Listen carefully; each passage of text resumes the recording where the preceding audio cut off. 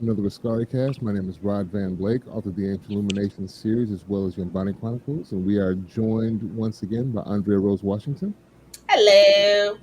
She's the author of Adalithia, Elendil, and Almond Tree's Magic, and we have another book soon to come out. What's that one titled? Scenes out of place. Things Out of Place. There will be links in the description of this show when we put it up on Spotify for everybody's website so you can check out our creative endeavors. We are also joined by Jocelyn Short. Yo. She is a concept artist and illustrator and creator of a comic series called Bearers. And we are also joined by Jordan Purnell Jackson. Hey, everybody. He is another concept artist and creator, illustrator. He illustrated the Ancient Illumination graphic novels as well as Yombani Chronicles comics.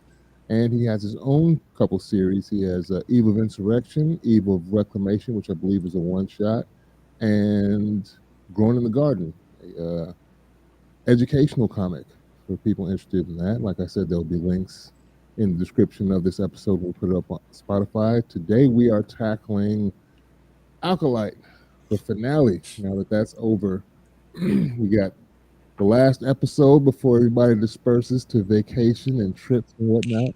So I'm glad we could all get together to wrap this up. So I'm going to go through my breakdown of the show and we'll intervene at certain sections, and then I'll give my overall kind of feeling on it and ask each one of you to give your overall feeling of the shows as well.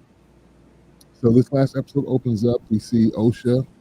We saw put on the helmet and kind of breathing Darth Vader-like in the helmet. And we come back to her sitting in the cave, kind of hyperventilating, and she has a vision apparently because they struggle to get the helmet off of her. She has a force vision within the helmet where she thinks she sees May kill Saul and knows exactly where they are. To me, this was kind of a weird team up between Osha and Khmer. And I was kind of wondering, because he basically flexes on, like, where you going to go in what ship? Because I'm taking mine. And I was wondering, what's stopping him from just taking the information from her? Because that's our only answer is like, well, I know where we're going. You don't. Like, I think since she's kind of untrained, or at least not as trained as he is, he could have just taken the information and gone about his business. And look, I'll come back to you and we can settle this later. But he didn't do that. Why do you think he didn't do that? Oh, Andrea, do you want to go first to defend your client? We just get this out the way. My client wanted to give her the choice because what he wants is an acolyte who is his, who is loyal to him. By the way, I am a loyal person. And so he wants someone who is loyal to him, who is with him of their own free will, Okay. who will follow his rules to be his acolyte. And so we've already seen he probably forced some things and was not as upfront with May, which is why May never knew who he was and why she was never as completely under his control, so to speak. And with Osha, he wants to change that. He wants to make sure that she is his acolyte and everything, all the cards is on the table. Because this is very different from May. All the cards are on the table. And so everything that she does must be a choice. So that way she is joining him knowing everything. Okay. And to add on that, I today, Andre, I think we're on the same. I feel like we're on the same page. So I felt like this was a good relationship building moment for the character. Yes, Rod. Khmer could have just been like, let me get that information off you. But he was like, we got to spend time together. We're going to go on this journey. I'm going to let you take me to this place and see where this goes. Yeah, he definitely was like, I want you to trust me of your own volition because I haven't lied to you. Literally everyone else is lying to you. I'm not. So I want you to trust me. I think that's smart. Yeah. Yeah. My client is a very smart man. Okay. I could ride with that. Then we go back to Saul and May on the board of his ship, and she basically asked him why he didn't tell the truth way back when. And he's like, I didn't know both of you were alive, and now that I know both of you are alive, he believes he can prove the existence of a virgins in the Force. But she brings up a good point. Like, you're just going to prove that to justify what you did. It still is not going to make what you did right, even if you prove this virgins exists. She escapes and basically tases him with Pip and runs off. And then Basil just pops up sniffing again. I'm like, besides sniffing, what is the point of Basil? He just pops up, starts sniffing. I just need him to get out of here. He's only there he was annoying. Basil was annoying. Also, what was annoying was when Soul was about to give us some information and spread the truth once again. That whole tasing scene coincidentally interrupts the information we have to, more information that we need to learn, the more of the truths we have to learn. I'm like, okay, here we go again. Y'all gonna keep disrupting something important that we need to know. Mm-hmm. Yeah, it was always something. There's always an alarm, a buzzer, a intergalactic phone call. Something happens, an alarm on the ship when he's about to divulge some information that just pops up and stops him mid-sentence. They go back to the scene of the crime as Soul basically chases May as she goes into an escape pod down to the planet. And while they're in like it looks like a ring, like kind of like Saturn's ring. They're through this debris. It was cool. It was cool. It was visually cool. Following May through that, and Basil, just as he's about to catch up to her, pulls some cables in the ship and starts sabotaging Soul. Then they both kind of free fall for a bit before regaining control, obviously, because May crashes, but Soul is able to land directly by the ruins of the Coven Fortress. And then we cut to Senator Raincourt, who apparently is expecting to see Master Venestra. And I thought this was kind of interesting because the senator basically predicts Anakin's fall here. Because he's like, what if, like, you think it's the personal vendetta from me against the Jedi, and I think y'all are powerful and unchecked. What happens when one of y'all snaps? Well, we know what happens when one of them snaps, because he ends up killing all the younglings in the Jedi Temple and chasing the rest of the Jedi into near extinction. Mm-hmm. Then we led back to the mystery planet where Osha and Kamir finally leave the mystery planet, because the planet still hasn't been named, I don't think, that they're on with this little island getaway and his hot springs and stuff where he's, wooing Osha. And then we get our first live action look at Darth Plagueis as he sits in the cave, kind of just creeping on him. His little spindly fingers pop out and hit the cave wall, and then you zoom in a little bit on his long face, and we get to see Darth Plagueis. I'm not sure if that's a good thing or not, because I don't know if they'll fulfill his potential in live action or not, because we still don't know whether or not we're going to get a season 2. That's still, I think, up in the air. Right. How did you feel about, so as a fan of the series and you read a lot of the books, how did you feel to see Darth Plagueis on screen? I will have a better feeling either way once I know what they do with him. Kind of like how Snoke was a disappointment when that was so much build up for that character, then they just chopped him in half and he ended up being a puppet in the end. Mm-hmm. Goofy. They do a lot. I'll talk about this later, but they kind of do a lot, kind of twisting and tweaking the lore, which kind of undermines what was already laid before them, and which is why I think they get a lot of the pushback that they do. Aside from the obvious, you can't just. Some people obviously are going to be misogynist and racist against it just because of who's in the show, but there are also a lot of legitimate criticisms for what they did. And when you have an IP as big as this, Star Wars, Star Trek, Lord of the Rings, anything that has that large of a following, if you stray any bit, it's gonna come with some pushback, and they should have expected it. So I have one thing to say about straying from like original lore. Yeah.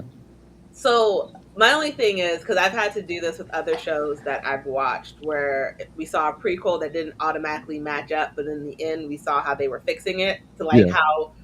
So to all the people who are feeling like, okay, this is not everything we've already learned, the series is not over yet. So what we construe as wrong could be something that's not actually going to end up being true at the end. So It could be, okay, they can't go down this path because that doesn't work.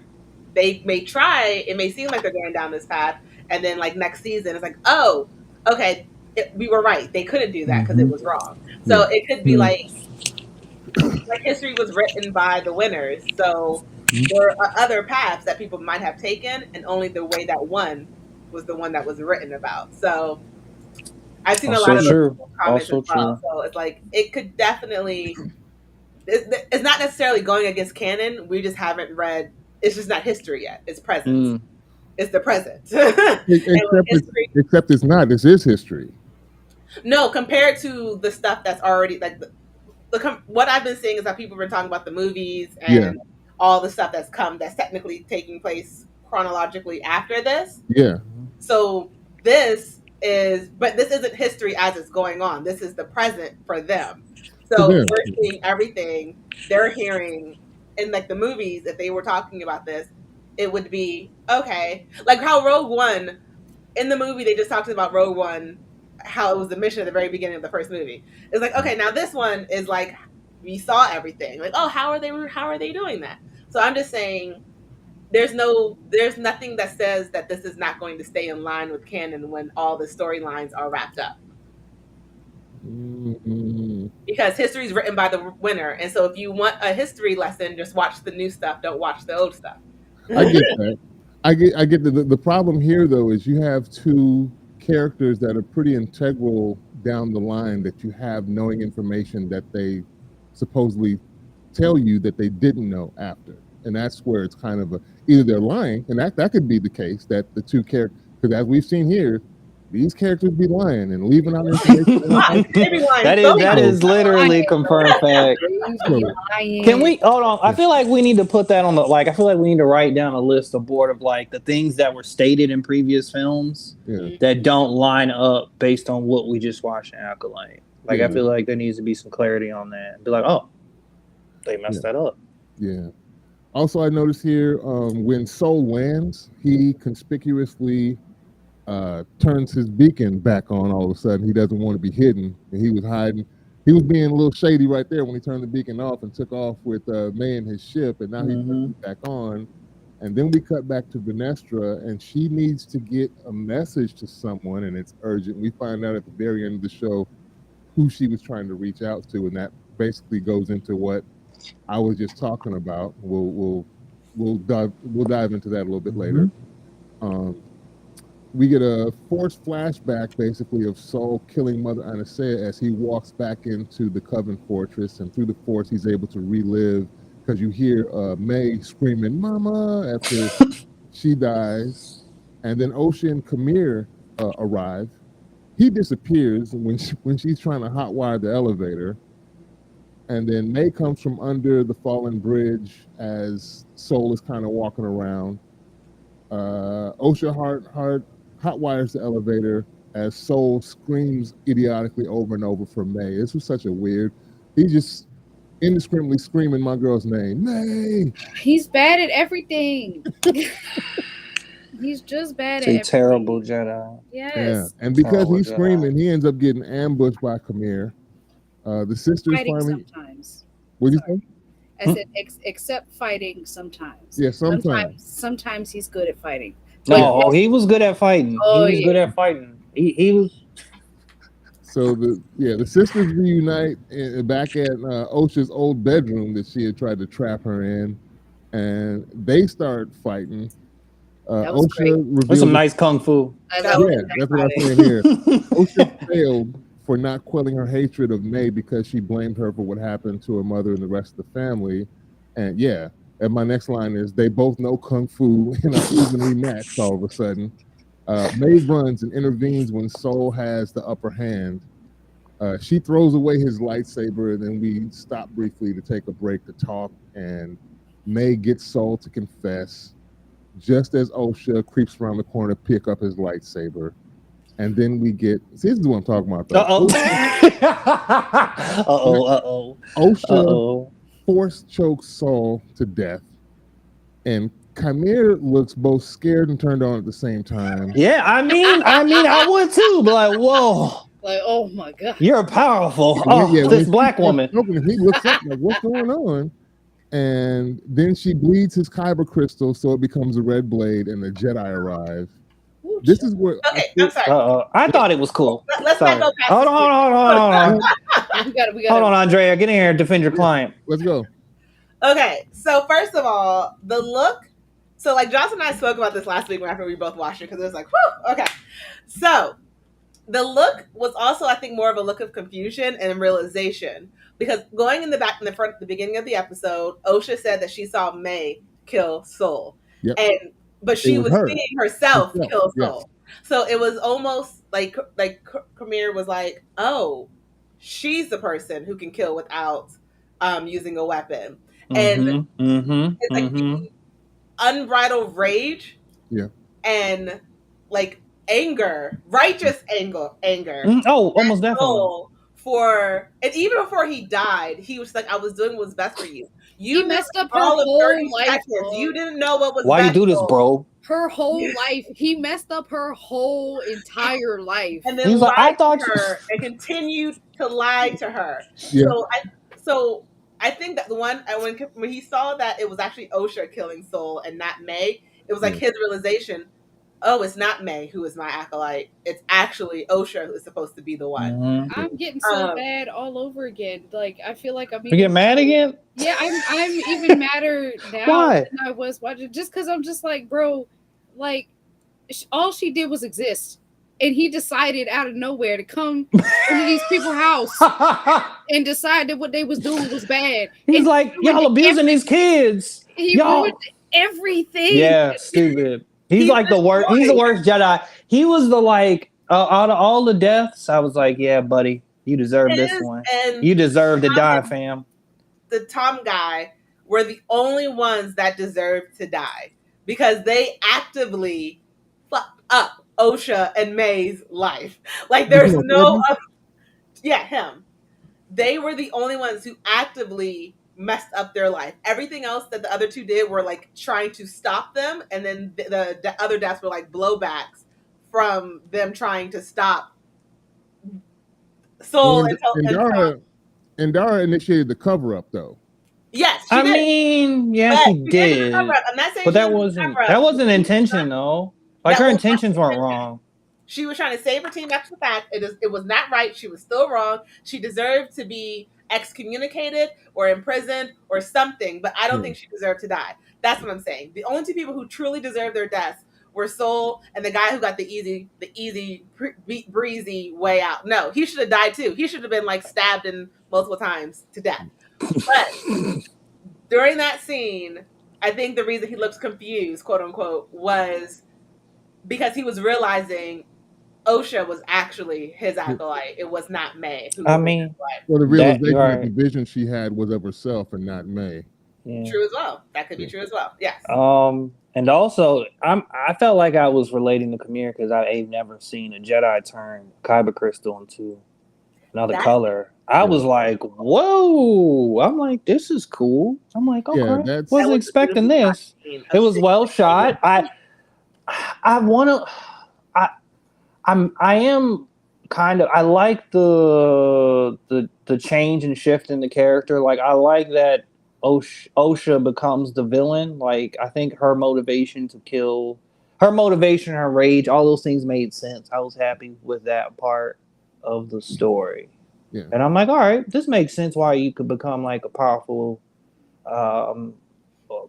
user of the dark side. I could see this. I'm with it. And that's actually new canon from the comic book series after Disney owned Star Wars. I think I mentioned it before. Vader was one of the first ones before. Obviously, predates him, where he has to kill a Jedi without a weapon, but the purpose is to steal their kyber crystal, and through like his negative emotions, his hate, and his anger, you bleed the crystal to change it so it becomes a red lightsaber in the end.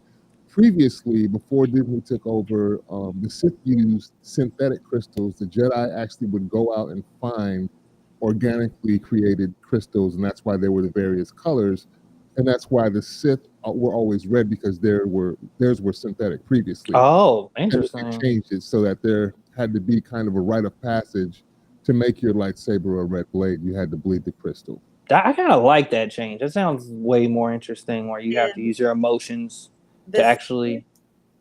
The scene when Osha and May crossed legs when they were doing the kick. Oh, and the blades. The blades. We all like that. And then seeing the kyber crystal, like the evil, like go from her, like her finger, like her, you can see in her hand, like the anger seep into the kyber crystal. Those are beautifully shot scenes. And then, because you already said it, well, no, you didn't say that part next. Well, you did go to the Jedi Arrived, but the scene after that with the lightsaber, seeing that change, that was beautiful. Yeah, those are some beautiful shots in that portion. Yeah, because the crystal as she holds the hilt, you can see that part of the crystal is exposed, and her hand is actually touching the crystal as it sits there.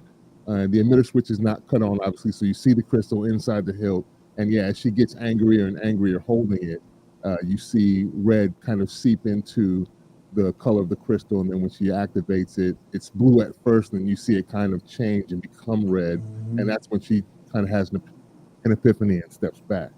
But yeah, this is where. I just have to say this one last thing, because not only did this man decide when he saw her as a child for 30 seconds that he had to save her, he killed her mother, made her think her sister was the one who killed everyone in her family, made her sort of like hate her sister her entire life. Then when she could not become a Jedi Master or Jedi Padawan or move forward, almost blamed it on her again, when everything that went wrong in her life was because of him. So I just want to say that my client and my client's charge should not be found guilty. I mean, he's the real villain. Saul's the real villain. We understand. I think remember, Torben was the one that hopped on the speeder back, and he was like the lowest ranking one. And he hopped on. He was just going to go. Goofy Padawan. I want to go home. I want to tell everybody about the convergence. I'm letting the hate run through me for Saul. I'm. Let it guide your actions. Yes. Do it. Yes. Do it, young apprentice. Yes. So yeah, this is kind of where the inconsistency is kind of annoying me in this show. Vernestra feels and recognizes Chimere immediately when she steps off the ship. She closes her eyes for all of half a second, and then she's like, "You." Nah, her foot hit the ground. They show as soon as that foot hit the ground, she knew he was on the planet. I'm like, wait a second, that's how this works? That's ridiculous. She should have. I feel like in previous movies, people were sensing each other across the galaxy. I mean, that's Yoda. Yoda could do that. But like, if that's your Padawan, if y'all come in a planet's orbit, you should know that that's your Padawan. Your Padawan, someone you connected to is on that planet. I mean, it's a similar thing with Obi-Wan and Anakin after Vader, when he steps on the Death Star, and both of them kind of recognize that presence is within a certain proximity. But she recognizes immediately, and even Chimere recognizes because he snatches and puts his helmet back on. He said, he pulled the Charles he pulled the Magneto. I'll put that back on. Wait a second. And so yeah, they find Soul's body, and Vernestra does her thing and divines what happened 16 years prior. As she walks through, she has a little forced flashback and gets the scene of the murders and everything that goes down. She apologizes to Saul. Chimere's up in the little balcony thing, creeping and looking at her, and then at the last second, he disappears before he turns around and looks up to see where he's at. He's gone now. What are you saying, Andrea? So I creep. Yes. Yeah, because creeping. That's what he's just doing. That's what he's doing. So yeah, Chimere catches up and snatches the lightsaber as Osha and May are discussing what they're going to do by the Bunta tree after they find their way through. I found it funny how Osha's asking her, like, she's like, yeah, I got sucked into this corridor when I fell the first time and made my way through it. She's like, you did this as a kid? And the wife and I were discussing it, was kind of wondering, like, we don't get to see how May made it out and survived all that time as a 7 or 8 year old kid at the time. So hopefully if they get another season, we get to see how she survived. Maybe she gets some of that back if she gets her memory back, and slowly we get to go through some of that. That might be interesting. Osha decides to become an acolyte and wipe May's mind. So the Jedi end up finding an amnesiac May and lock her up. Vanessa just blames Soul for the Jedi killing and said he killed himself, even though she knows what happened. Go ahead, Andrea. This is why the Jedi, like when an organization cannot admit their faults, cannot admit the things that go wrong, that is why you failed, because you became this entity that could do no wrong, but everyone is quote unquote, and I'm using this term very relatively, human. No one's perfect.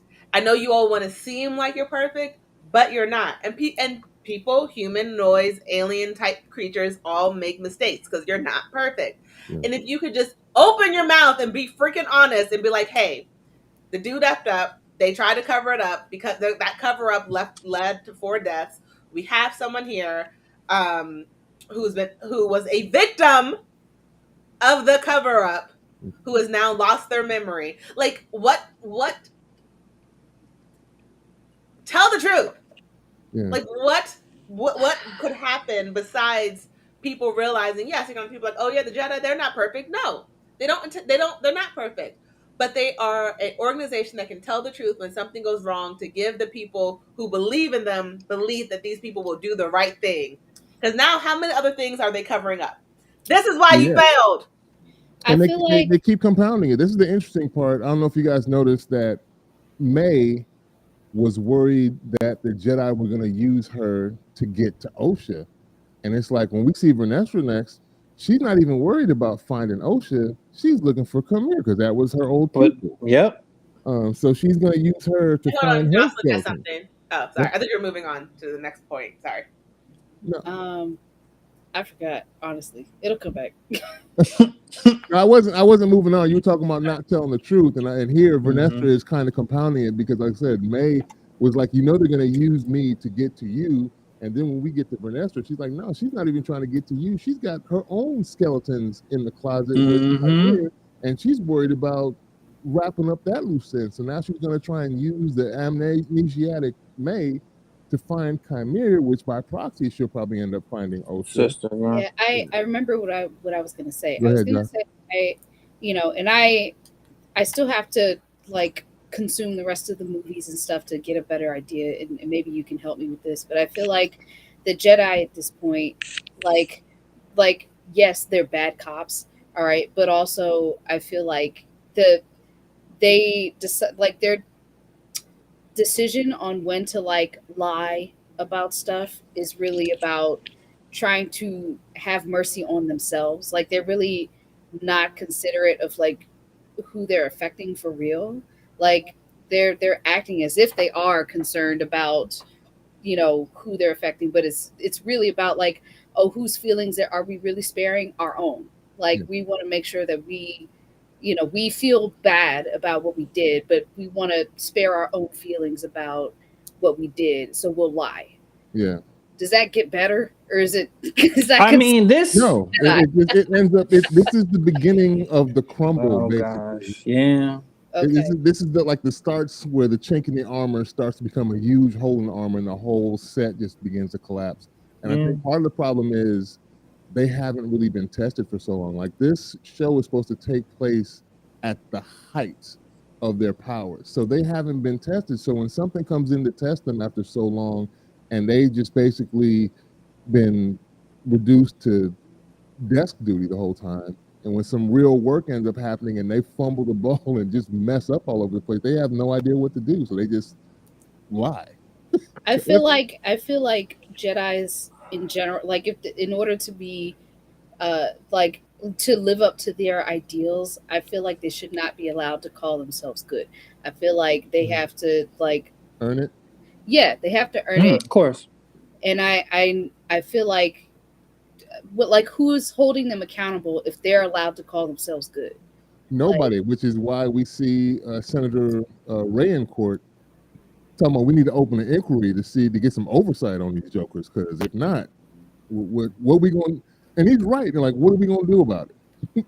You have a group of one of the most powerful groups of beings in our society. If they start messing up, and nobody's able to hold their feet to the flame, nobody out here can really do anything. So we're gonna have to try and put some checks in here.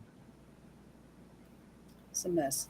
Yeah. It's a mess. I'm angry with the Jedi. I feel like I'm trying to like remember the movies or like the prequels at least, and like my recollection is like, yeah, it doesn't get better because they still feel like an extension of like the military industrial complex. They have squadrons of like troopers that roll with them. They're going out basically going to war with other factions. Like they're toting this idea of being peacekeepers. They represent. So if you watch series like the Clone Wars, you start to realize that they're like really are. They're really kind of like pawns. I feel like they're like pawns, like in war. Like they're important pieces that kind of like they side with different factions, and other people are like, we ain't siding with the Jedis. We're doing the imperialists or stuff like that. They're also basically like a bunch of Judge Dreads because they can. That's funny. That is true. That is true. They handle intergalactic conflicts between different factions out there, and they can really go out and just handle business on their own and just report back to tell them, hey, this is what I did. These people were fighting. Yeah. So I basically negotiated a ceasefire between them, and they're going to handle it. If they don't, then we're going to have to come back and intervene again. We're going to have to step in. Space police, space cops. Yeah. So they always been about that life being space cops. And it's funny when you talk about like the fact that like this show is supposed to be the height of their power. Yeah.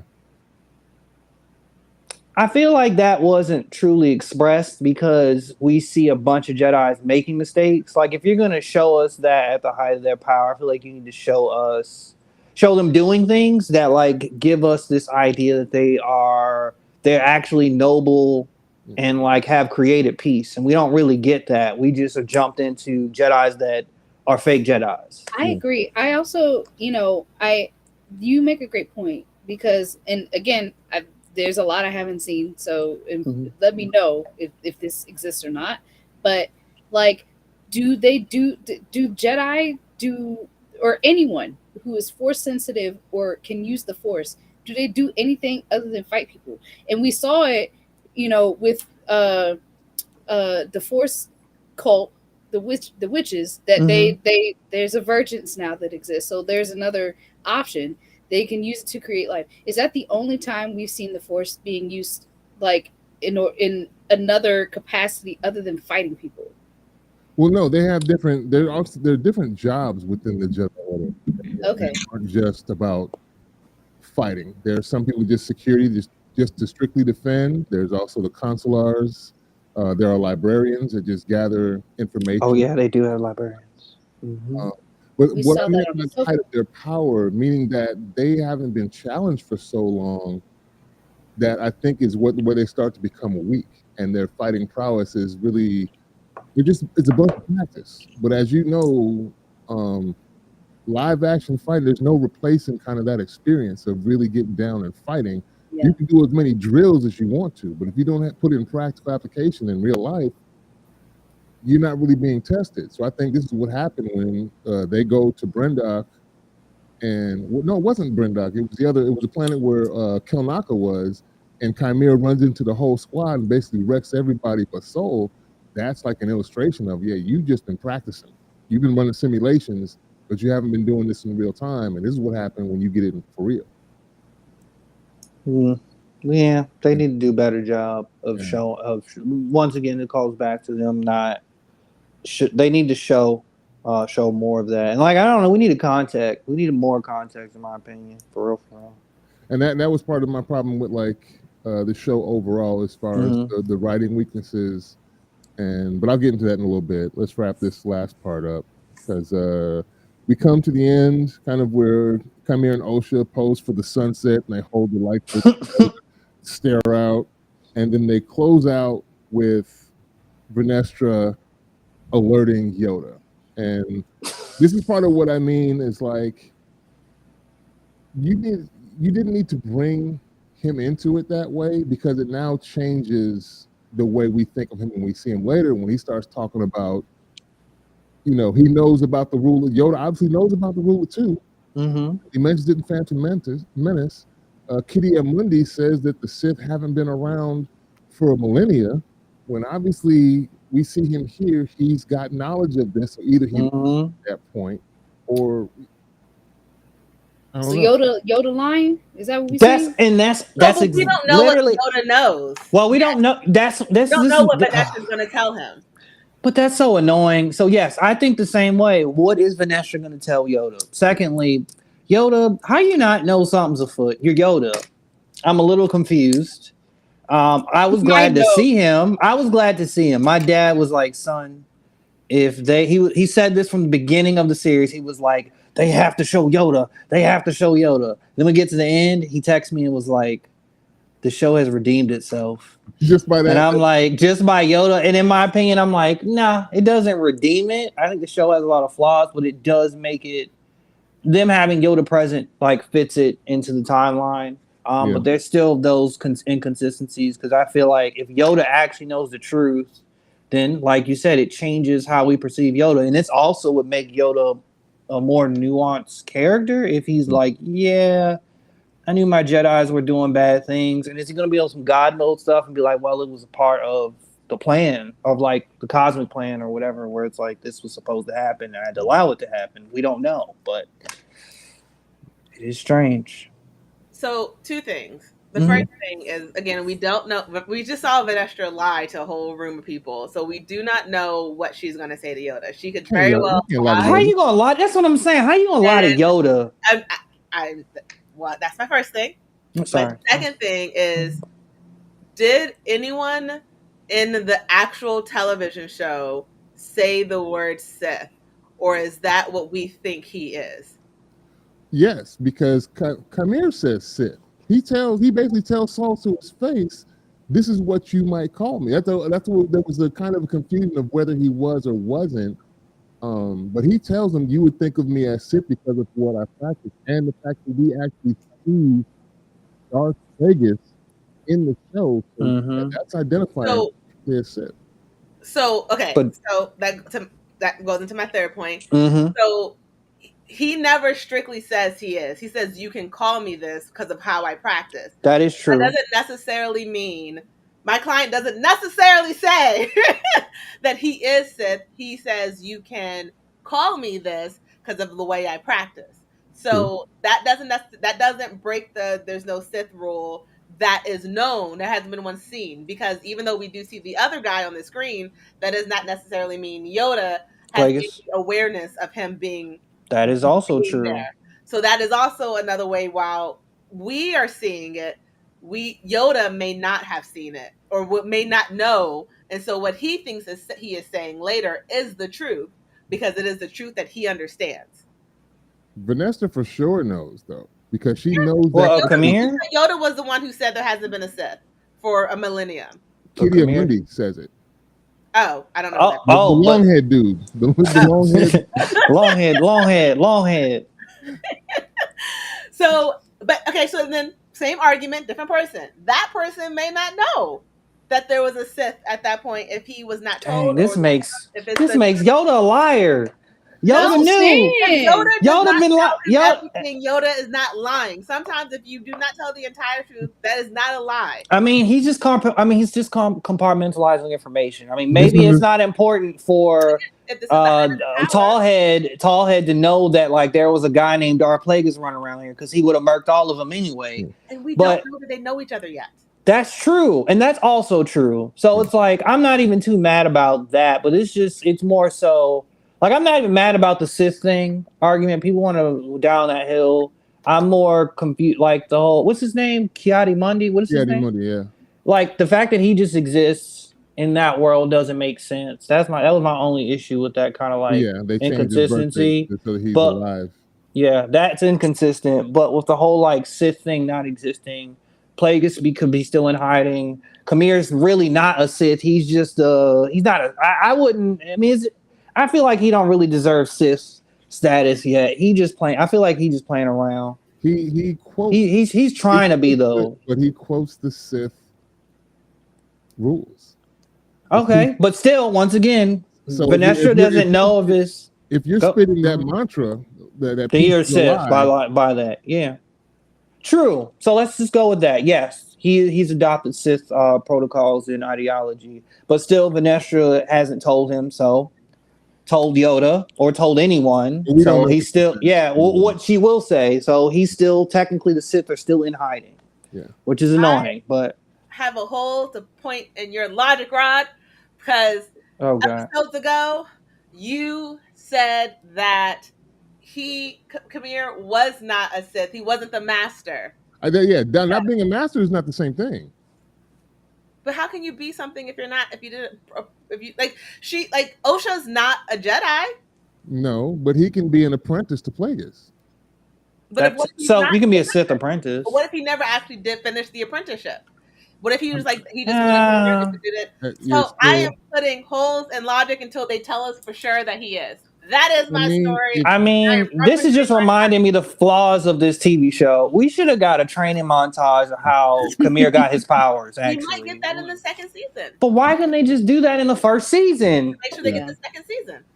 Here's my thing, though. There's so much freedom within the IP. I think that was wasted. They gave us a lot of cool things that I think they should have embellished and not detracted from the lore that already exists. When you give us, I wanted to know more about these, the Coven of Witches. Yeah. They were cool.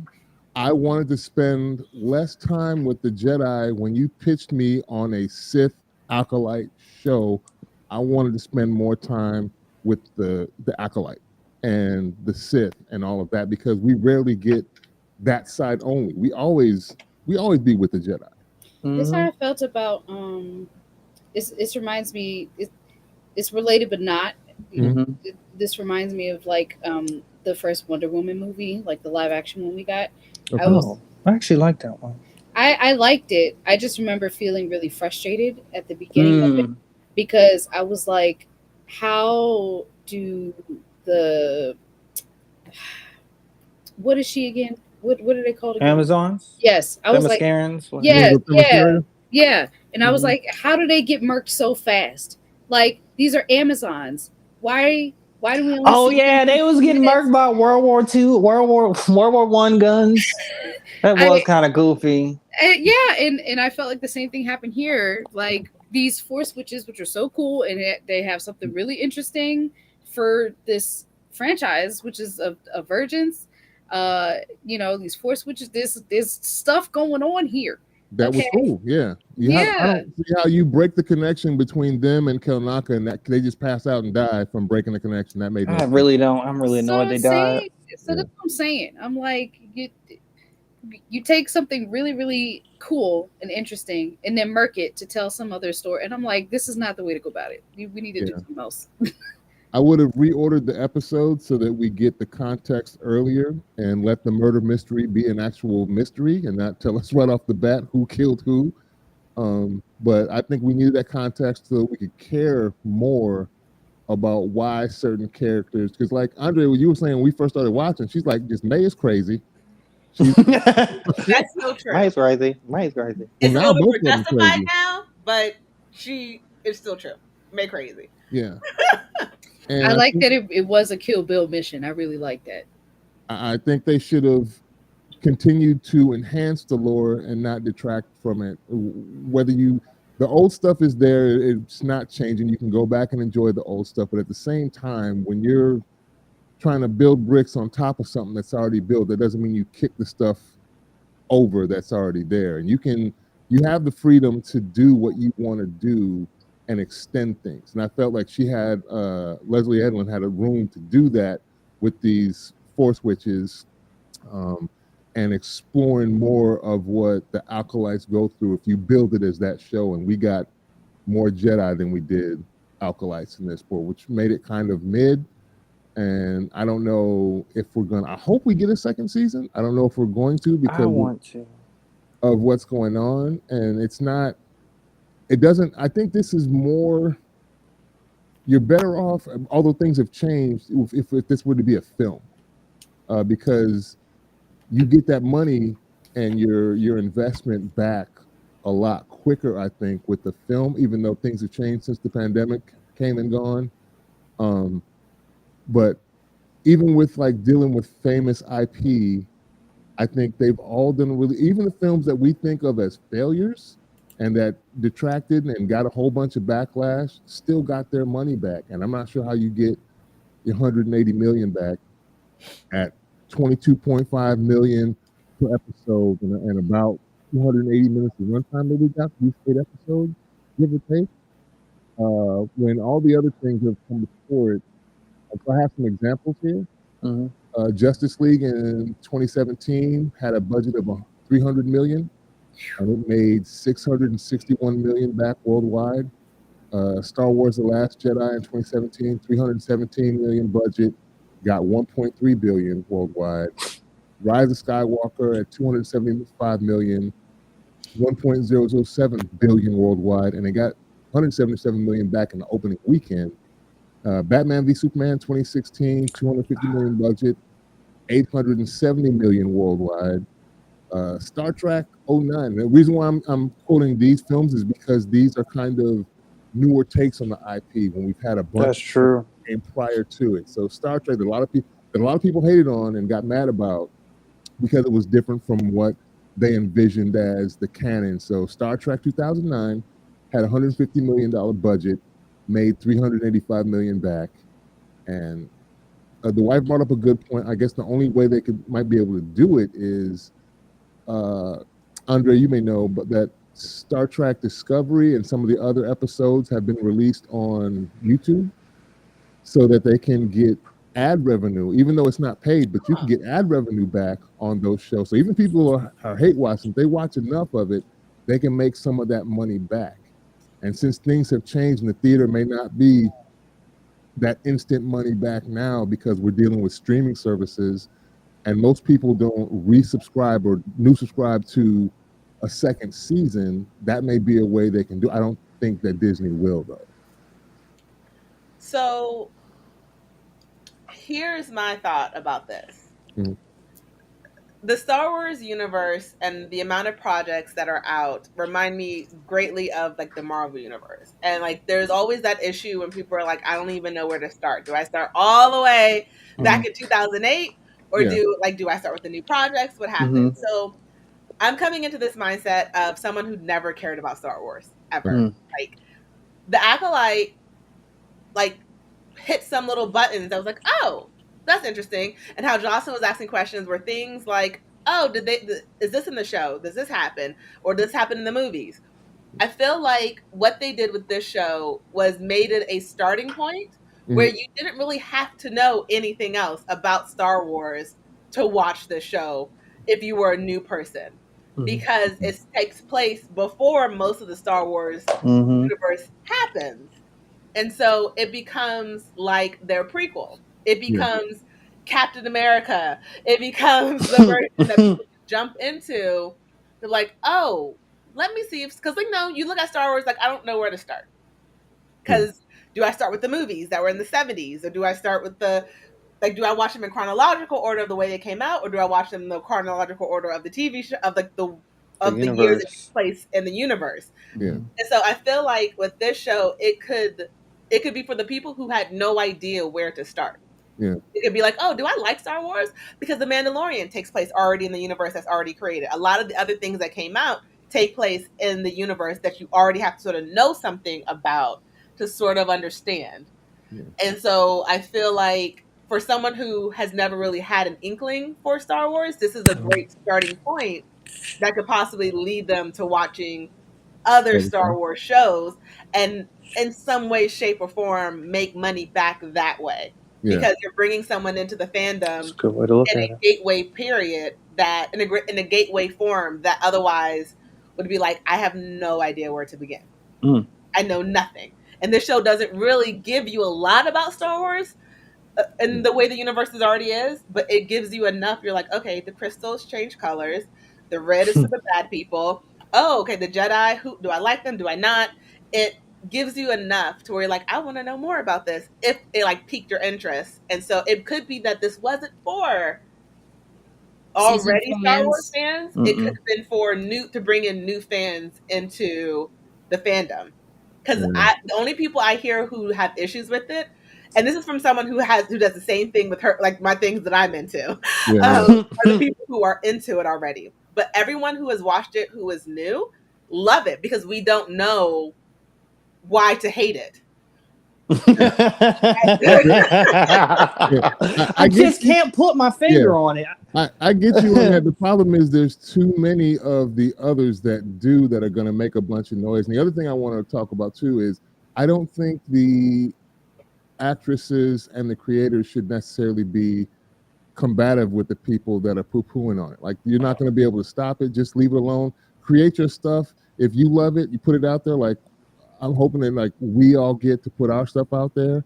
And if someone doesn't enjoy what I put out, man, I'm sorry you feel that way.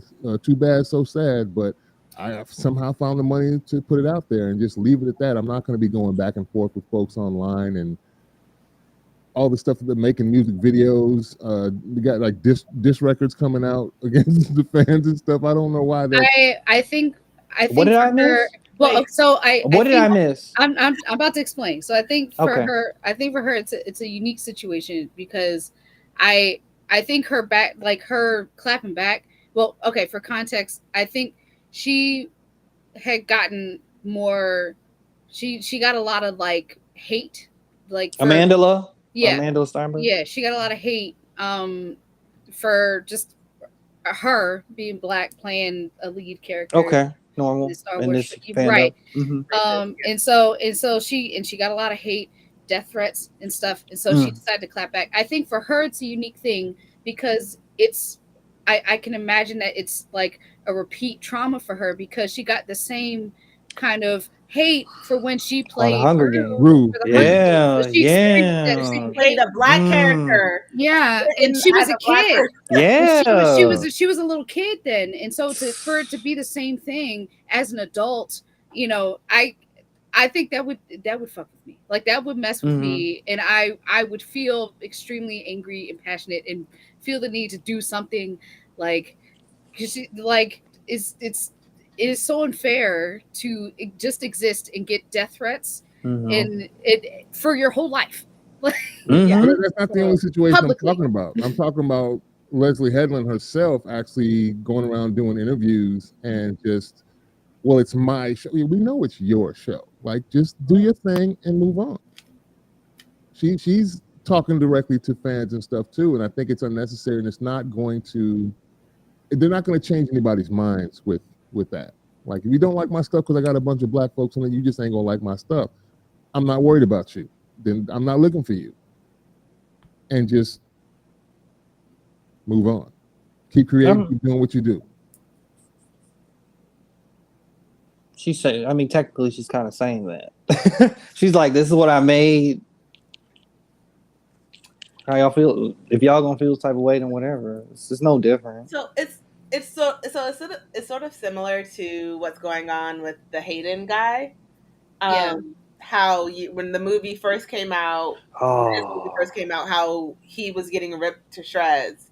Oh, yeah. We didn't see that man for years, and then like, literally see him almost crying at conventions when people are carrying him because. I get what you're saying, Ron. Don't breathe fire. Don't give them air. Don't give air to the fire of the people who are hating. But I also see it as you support your actors, and I like that she is still supporting them and saying, "I'm writing it the way that it was. They did a great job in it." Because you don't have to feed everything that is said, because some people just are going to hate to see anyone who does not look like them on screen. It's just going to be terrible. They feel like if it's not white, it's not right. So, like, you're always going to have those haters. But sometimes it's like, okay, you can hate that, but I look like you, and I'm telling you, I don't care. Yeah, I don't mind her supporting them. All you want, big ups the crew, big up the actors and actresses and everybody that put their heart and soul into your project. I'm just talking when you speak directly to fans that are adamant about the IP and they're not going anywhere. Yeah. But and I get what you're saying, but it also, why can't I tell you to shut up? Because like you want to yell in my face and tell me death threats. because you don't like what I created, then don't watch it. I don't need you to be my fan. That I'm too. not talking about that. I'm not talking about the extremist one saying crazy stuff to people, but people are going to criticize your work regardless. So, I mean, yeah, that's going to happen. Take what's valuable and leave what's not. But sometimes when people are being that extreme, I don't think she's responding to people like, okay, that show's just not for me. Okay, cool. You're like, okay, whatever. But to people who are actively being rude, they need I saw your comment, and I'm letting you know that you're wrong. I see you. And, I see you. It's like, literally that simple. I see you. Like, and it's okay to say that. Be like, yeah, you're wrong. Like, but I wrote the show. I wrote it the way that I did, and I love it the way that it is. I think saying that is not going to change a detractor anyway. Like, I don't think the point of it is to change. Like, I don't think saying that, like, I don't think the point of saying it is to change someone's mind. It's just to acknowledge, like, hey, we don't exist. Your comments don't exist in a silo. I see it. It's more so. I think it's more so the principle of it. Like, yeah, they're like people having comments, whether extreme or not. Is not going to change no matter what it is. Like, yeah, it's going to exist all the time for any IP if it's good, or if something is good about it. If it's noteworthy to talk about, whether it's good or bad. Yeah. My question though is it going to move the needle either way? It's not about moving the needle. I think it's a principle thing. Yeah, it's a principle standing up for what's right. Yeah. People feel like on the internet they can say whatever they want because they're behind the screen, and no one's going to say anything. No one's going to see it. No, it doesn't matter. Yeah. But sometimes it's like, no, it does. It does matter that you said that you wish death on someone because of the color of her skin. And I want you to know that we saw it, and you're free to stop watching the show. I also do think it's noteworthy, and not even necessarily talking about like hate commenters. I think it's also noteworthy for people who just have like negative takes on the show. I still think it's worthwhile as a director or like a head writer or whatever to even be like, like, I can appreciate your comments. This is my take on this. Like I still, like, just to remind audiences, like, hey, this is one person's take. This is this context. Fan fictions exist. Feel free to write them. I think that's worth saying. Just because I feel like sometimes fans, and again, I'm not even talking about extreme commenters. I'm talking about people who just have negative things to say, or they don't have the most positive things to say. That's totally fine. I think it's worthwhile for a writer or a director to comment, because I feel like people can forget that, like, the writer and director is a part of the community also. Like, they're not above the fans. Like, like, there is also, them speaking out to me is a reminder that, like, hey, I'm also in this community too. Like, I am hearing you, you're not speaking into nothing. You're not speaking into the void. I hear you, but this is also just my take. I think it's continuing the conversation, I feel. Okay. And to kind of wrap it up, though, what are y'all rating the show? Wrap it up, though. I feel... I have the number. Go, Jocelyn. I feel 6.8 out of 10. You gave a high mark. Okay. 6.8 out of 10. Just because this show, for a show that was supposed to be heavy on intrigue and was lacking very heavy in the one and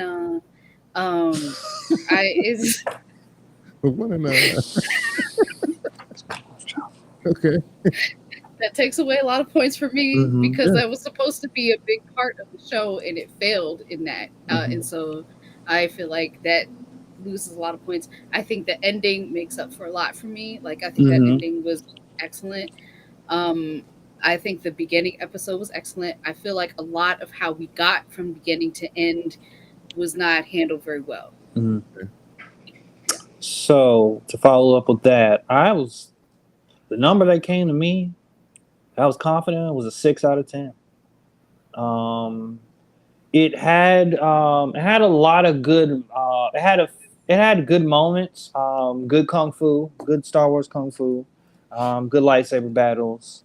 Um, Even like just I actually the part like the journey of like Osha and May in or them being the same person. Um, that kind of like switch was like a very interesting nuanced thing to do. Like that was cool. Kamir was a very dynamic and interesting villain, and brought something different to the series as someone who's a Sithish. Sith Light. Light, Sith Light. And like, but I've also found myself being like heavily annoyed with a lot of the characters. Saul was just the way. But I mean, I guess if we think about like, I guess I got to step out of myself for a second and be like, well, the writer did a good job of making a goofy Jedi who makes mistakes. Like he was very human. Actually, if we kind of step back, he's very human. One thing we didn't really talk about was the last fight scene. I played it back a couple times and realized he cut off his lightsaber. Yeah, he Yeah. did. Yeah. And I thought that was fire. I honestly was like, okay. Oh, when This is interesting. he did the samurai slash where he Yes, froze he the cut off thing. his lightsaber. I was thinking about that. I was like, yo, his last fight scene, he was like, let me borrow from Kamir's playbook and do it my own way. You got That was hands. yeah, You got hands. he had hands. Like he did that little shockwave. I was like, crazy. Saul ain't no bitch no more. I'm like, I'm Saul's happy. crazy. I'm like, he that dude. He can actually do stuff. But that type of stuff, like it made for a good season finale, but like similar to what you were saying, Jocelyn, how we got to this point was it was not good. As I've discussed on previous pods with Rod and Rod personally, is like y'all could have restructured this to tell a better story, and not kind of like string us along in this goofy suspense mystery, but we know who did it. But you also a lot of unanswered questions and loose ends. So that was like really detracting for the series for me. But we made it. We're here. Andrea? So my rating is based off of. So I actually view it differently. I think this was for what it was. I think it was great because it did something no other Star Wars IP has ever been able to do, and it made me interested in Star Wars. Okay. It has like it told a different story than the goody two shoe bull crap that I always see with the Jedi's. I have never like cared about a single Jedi who was ever on my screen before. The only other Star Wars movie I've ever liked before this was Rogue One, and they weren't Jedi. And I realized that's the reason I didn't like them. I don't care about the Jedi. I never cared about them. And so the only thing that really detracted for me for this show was the 2 episodes that sort of showed the history. And then I think it was like episode 3 and then like episode 7. Those 2 episodes were really sort of the only boring episodes for me throughout this show. So I'm giving it like an 8 because I would be willing to try other Star Wars shows because of this. And there is nothing else that Star Wars has ever done that has made me care. And I think for someone who is new to the fandom, this is a great gateway show. It's a great way to intrigue them, to make them see a different side, and to be like, here's a little snippet, a little bite of what the Star Wars universe could be like. Do you want to dip your toe further into the pool? Because yeah. I mean, I'm not going to watch another Star Wars show because I've seen the other stuff and I don't like it. But if I did not, if I did not already know I did not like Star Wars, this show would have for you. Yeah, it would have gotten me into it. Okay.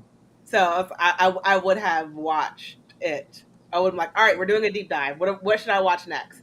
I've seen all the movies and I don't care about them. So Interesting. God, I can respect it. I give this. It was so much of a mixed bag for me that I sitting right at the middle. It's at a 5 for me, mainly because I had really high highs with the aesthetic of the show, the fight scenes, the choreography that we got, I like the look and feel of everything. It's just the story was kind of detracting. Monica says B for finale episode. The comment came in. Hey, that's still good. Yeah, Yeah, that's it's still still good. that's a passing Yeah. grade. That's Yeah. I mean, C's passing, but Yeah. Episode 5 was still my favorite episode, mainly because we saw Chimera putting in work and just wrecking people. We got a live action look at cortosis and how it interacts with lightsabers. We got different lightsaber style that I don't think we've seen. Tricata D, and I got another comment. Mhm. Malika says D+ for the season. Mhm. Will not watch the season again. May not Yeah. recommend to others. Andor is still her favorite. And this is why Star she and Wars I never agree on anything on Star Trek, because I definitely would recommend this show to other people. I was literally looking for people like, watch it. It's so good. I told so many of my coworkers to watch the show today. Yeah, and also I can't. Oh, sorry. Go It's ahead. terrible. Jedi should pay restitution money. I know that's right. Oh my god. And that's the other thing. It didn't give us what they advertised.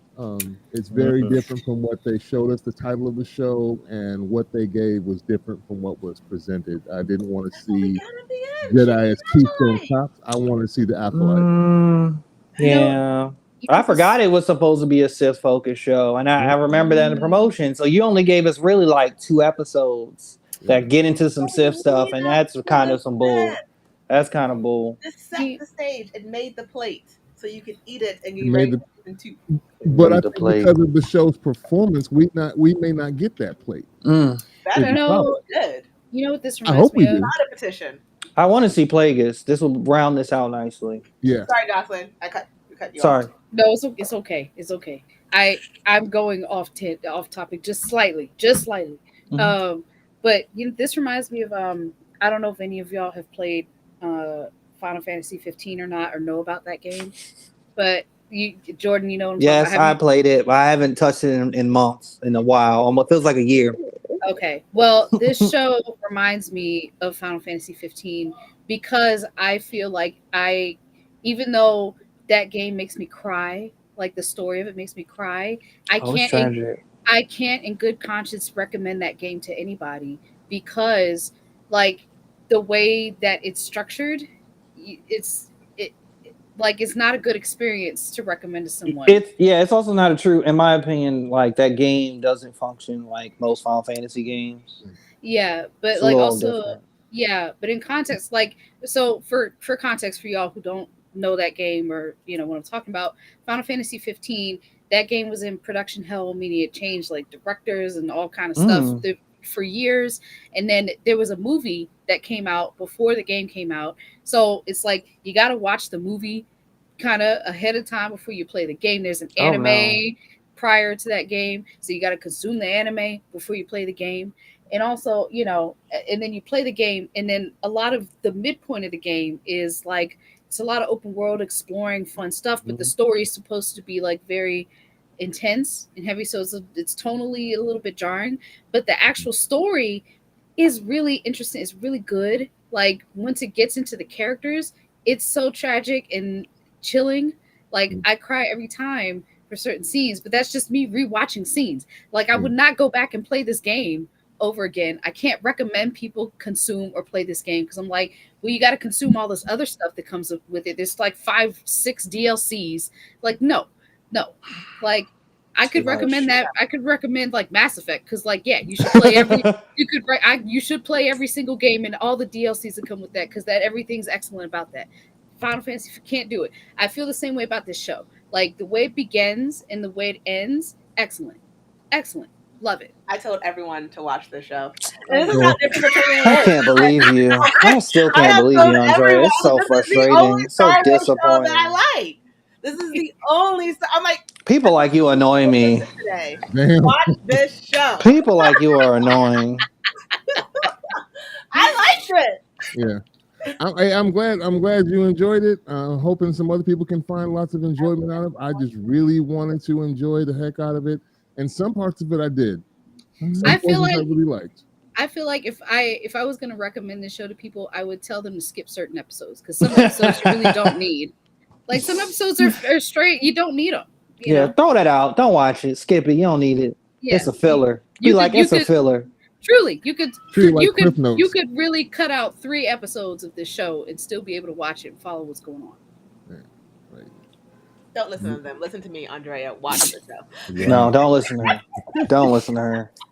Well, I thank you all for taking the time out of your day to chop it up with me about these things. And the 5 or 6 of y'all on the live, Monica, thank you for commenting and watching us chop it up about these things. We will be uploading the audio. We'll release on Thursdays around 6 p.m. Eastern Standard Time to Spotify. And like I said, the description of the show will have links to all of our websites so that you can check out our creative endeavors if you are so inclined to check them out. And we hope you do.